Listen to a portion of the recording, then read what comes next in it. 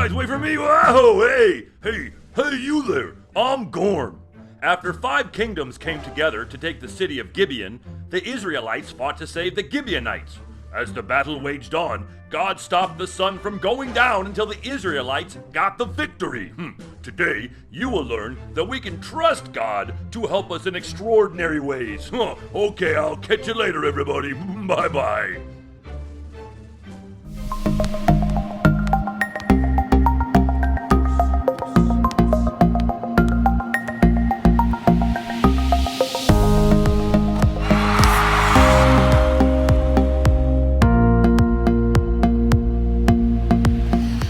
Question.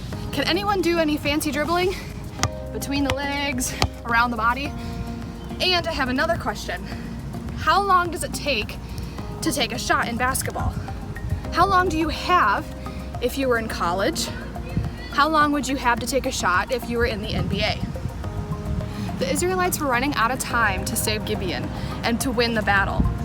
But God did something extraordinary. He stopped the clock. And sometimes God will do something and it's called ordinary. And some people can just say, oh, that's just a coincidence. But other times God does something extraordinary, which is considered to be a miracle. And that's something that no one else can explain at all. And it's not a bad thing to ask God for a miracle when we need it. God helped the Israelites win the battle, have the victory, and save their friends. We can pray for miracles too. You believe in miracles? Yes!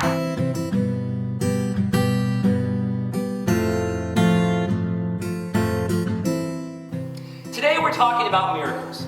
And some people say that the miracles no longer exist today. But I personally know of people who have had their prayers answered in some miraculous ways. And I want to share with you a true story that happened with our church.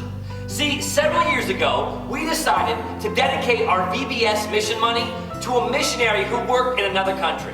And this missionary did not know that we decided to raise money for him and his work. And when I called him to tell him about the exciting news of the large amount of money that we raised, the words that he told me that day still give me chills when I think about it. In fact, right now I have chills in my arm. See, he explained to me that several months before our VBS was ever held, they had decided that they needed to add on to their mission house, to their school. They wanted to make it bigger so they could accept more people. But the problem is they didn't have the money to do so. And they didn't know where the money was going to come from. But they knew that God would provide that money. And so they started building, knowing that somehow, some way, God would send them that money. Boys and girls, do you want to guess how much money they needed? It was the exact same amount that our VBS raised a few months later. We were an answer to their prayer.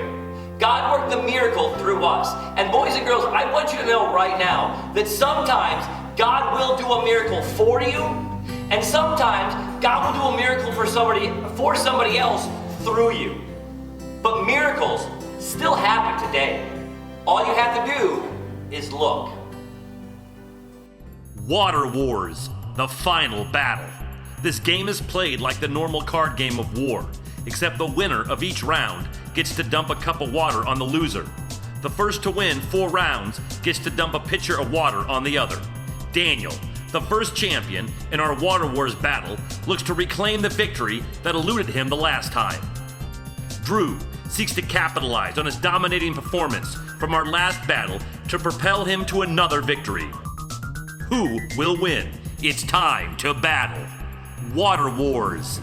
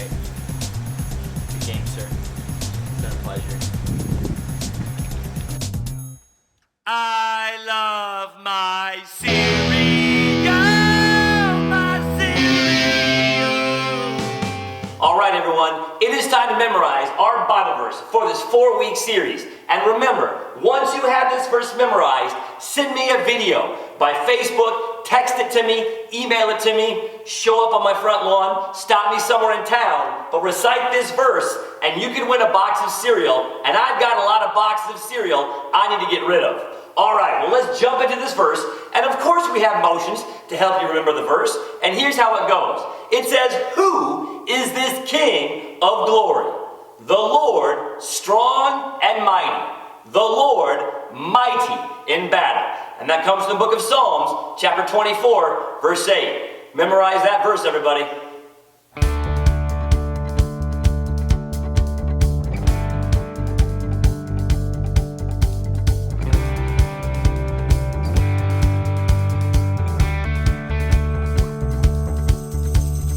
Some trust in chariots and some in horses. Some trust in chariots and some in horses, yeah. Some trust in chariots and some in horses. Some trust in chariots and some in horses, yeah. All right, here we go. Trust in the name of the Lord our God. We trust in the name of the Lord our God. We trust in the name of the Lord our God. Yeah. We trust in the name of the Lord our God. We trust in the name of the Lord our God. We trust in the name of the Lord our God. Yeah. Some trust in chariots, some in horses. Some trust in chariots and some in horses, yeah. That's right. Some trust in chariots and some in horses. Some trust in chariots and some in horses, yeah. Here we go.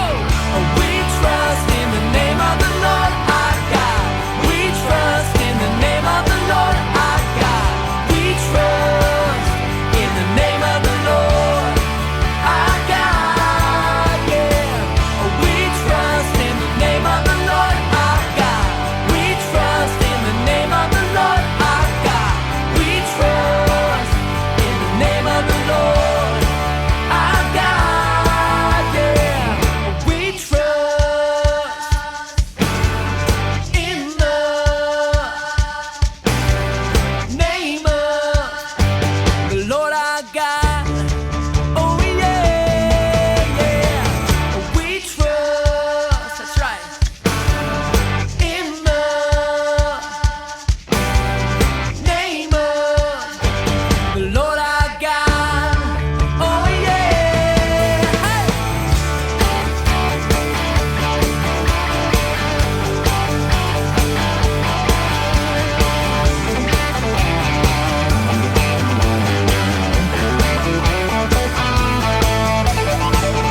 Alright, so I was talking to my son Brandon about this verse, and we decided we don't know a lot of people that roll around on chariots. So we said, wait, what does this verse look like today? Here's what we came up with. Some trust in money and some in fame. Some trust in money and some in fame, oh yeah. Some trust in money and some in fame. Some trust in money and some in fame, oh yeah. All right, you guys, but what about us? Hey, we trust in the name of the Lord our God. We trust in the name of the Lord our God.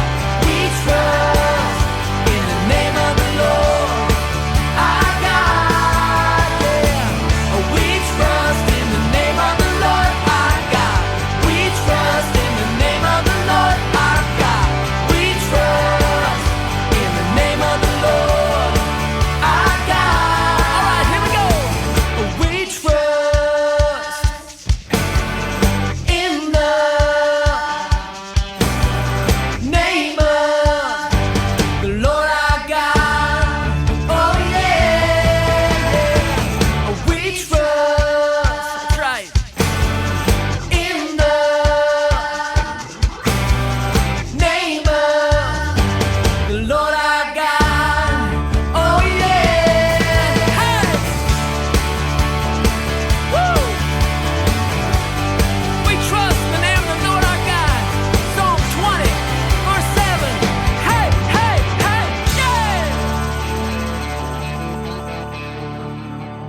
nothing more thrilling in sports than trying to watch a team win the game at the last second.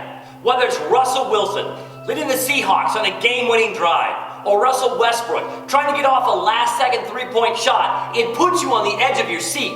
There's only seconds to go, and once those seconds are gone, the game is over. Perhaps the greatest ending to a game ever came during the 1992 NCAA basketball tournament. See, Kentucky had the lead with 1.9 seconds left on the clock. Duke had to take the ball all the way down to the other side of the court and score with less than 2 seconds left. Christian Laettner, Duke's star player, caught a long cross-court pass. He had just enough time to turn, to dribble, and to shoot, and the buzzer went off. The shot went in. Duke fans cheered like crazy, and Kentucky, well, they don't like to talk about it much. Had Laettner missed that shot, we wouldn't remember that game. It would have been just like any other game where so many heroes missed the last-second shot. See, we remember people like Kobe Bryant and Michael Jordan for their game-winning shots. But both Kobe and Michael had plenty of games where they took the last-second shot and they missed and then they lost. But what if the clock hadn't run down? What if by some miracle they had an extra second or two? Now I know that wouldn't have been fair, but it would have given them a few more seconds to think, to get a little bit closer, and to take the best possible shot. Now that certainly would be an advantage, wouldn't it? Well, in today's scripture, the Israelites were engaged in a heated battle.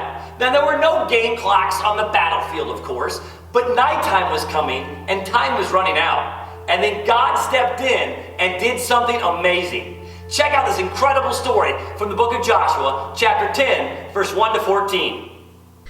Adonizedek was the king of Jerusalem. He heard that Joshua had captured Ai. He found out that the city had been set apart to the Lord in a special way to be destroyed. He heard that Joshua had done to Ai and its king the same thing he had done to Jericho and its king. Adonizedek heard that the people of Gibeon had made a peace treaty with Israel. He also found out that they were living among the Israelites. The things he heard alarmed him and his people very much. That's because Gibeon was an important city. It was like one of the royal cities. It was larger than Ai. All its men were good soldiers.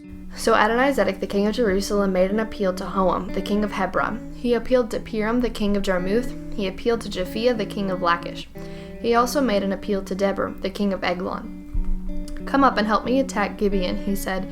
Its people had made peace with Joshua and the Israelites. Then the kings of Jerusalem, Hebron, Jarmuth, Lachish, and Eglon gathered their armies together. Those 5 Amorite kings moved all their troops into position to fight against Gibeon. Then they attacked it.